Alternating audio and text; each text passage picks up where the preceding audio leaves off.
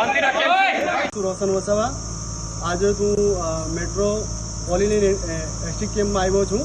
સવારે મને ફોન આવ્યો હતો કે અહીંયા કંઈક આગ લાગી હતી।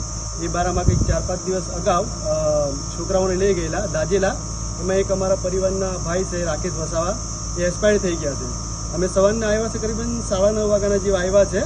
એમાં અમે બધા જ હતા। અમારી ભાણી છે અને અમને મેનેજમેન્ટ જોડે બેસાડ્યા। અમે પીએસઆઈ સાહેબ પ્લસ કંપનીના જે ડાયરેક્ટર છે એ અમને સારામાં સારો રિસ્પોન્સ છે। અમને કોઈ પણ વાતમાં ના નથી પાડી।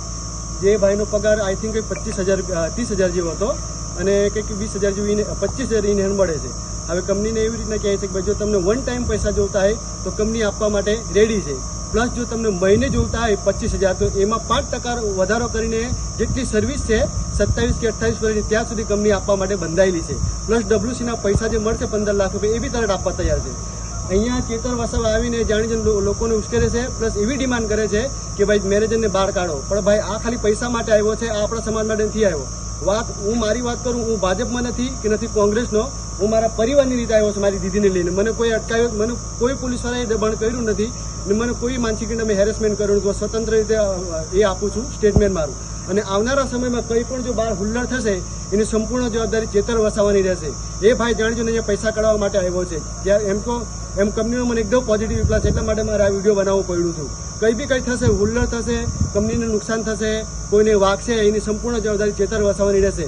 ચેતર વસાવાના મારે સમાજની રીતે એક જ કહેવું છે, ભાઈ હવે તારે હીરો બનવાની કોઈ જરૂર નથી। અમે બધા જાગૃત જ છે કે તારી લપ્પન છપ્પન બધું મૂકી દે અને ઘરે જતો રહે એટલે અમને શાંતિથી પોતે બી જીવ અને મને બી જીવવા દે।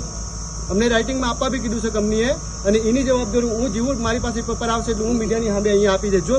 જો મને રાઇટિંગમાં નહીં આપે મીડિયાવાળો, બરાબર, કે કંપનીવાળો, તો એના માટે કંપની બંધાયેલી છે। હું કહું છું કે જો મને રાઇટિંગમાં પેપર આપશે એના માટે જ અહીંયા ઊભો છું। જો નહીં આપશે રાઇટિંગમાં પેપર તો એના માટે મારી કોઈ જવાબદારી થતી નથી। એના માટે સંપૂર્ણ ઇનલીગલી રીતે કે કાયદેકીય મને કંપની ઠેકો છે એ હું અહીંયા કોર્ટમાં સાબિત કરી। આ વિડીયો ચેતરભાઈ માટે બનાવેલું છે, ખાસ એના માટે, જે બહાર હુલ્લડ ના કરે એટલા માટે। જય હિન્દ, જય ભારત।